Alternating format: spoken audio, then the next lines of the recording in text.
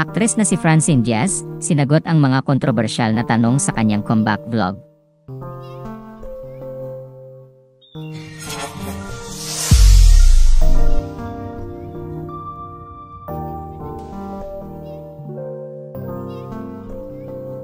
Balik YouTube na ang aktres na si Francine Diaz, at sa kanyang pagbabalik ay nag-release siya ng comeback vlog sa kanyang channel na may title na Answering Hard Questions.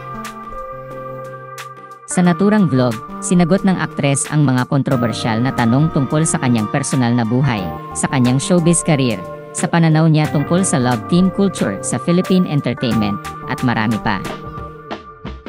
Aminado ang aktres na naninibago raw siya, at parang hindi na raw niya kayang dumaldal sa harap ng kamera. Sa pagsisimula ng Q&A, ay tinanong si Francine kung bakit siya natigil mag-vlog.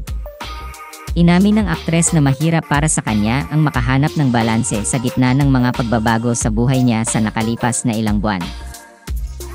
Nang tanungin kung masasabi ba niyang nawalan siya ng mga kaibigan at nagkaroon ng mga bagong kaibigan ngayong taon, napasigaw muna ang aktres bago sabihin ang sagot niyang yes. Anya, ang daming nawala, ang daming breakups. Hindi man romantically or sa friendship, I think in general. Nagain?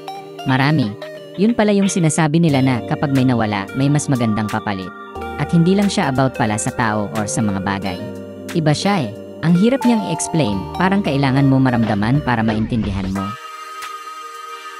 Bagamat wala siyang binanggit na mga pangalan sa kanyang sagot, nagpahayag ng pasasalamat ang aktres sa mga aral na natutunan niya mula sa past relationships. Ayon sa kanya, mas nakilala niya ang kanyang sarili, at naging mas maingat at mapagmatsyag din siya pagdating sa pakikitungo sa ibang tao. Tinanong din ang aktres kung sino ang aktor na si Seth Fedelin sa buhay niya ngayon. Ayon sa kanya, kino-consider niya ang aktor bilang best friend niya. Pagdating naman sa love team culture sa Philippine entertainment, sinabi ni Francine na bagamat hindi necessary ang pagkakaroon ng love team, malaking tulong daw iyon para makagawa ng pang-umpisa sa showbiz industry. Anya, hindi naman talaga, necessary but like it would be a big help para makagawa ka ng pang-umpisa mo sa showbiz industry. Pero ako na nasa love team ngayon, masaya ako sa ginagawa ko, masaya ako with Seth at sa team na mayroon kami. But to answer that question, I would say depende sa artista.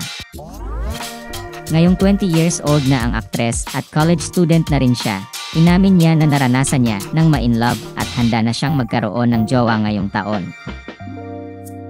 Samantala, bibida sina Francine at Seth sa pelikulang May Future, yun na isa sa official entries ng Metro Manila Film Festival 2024.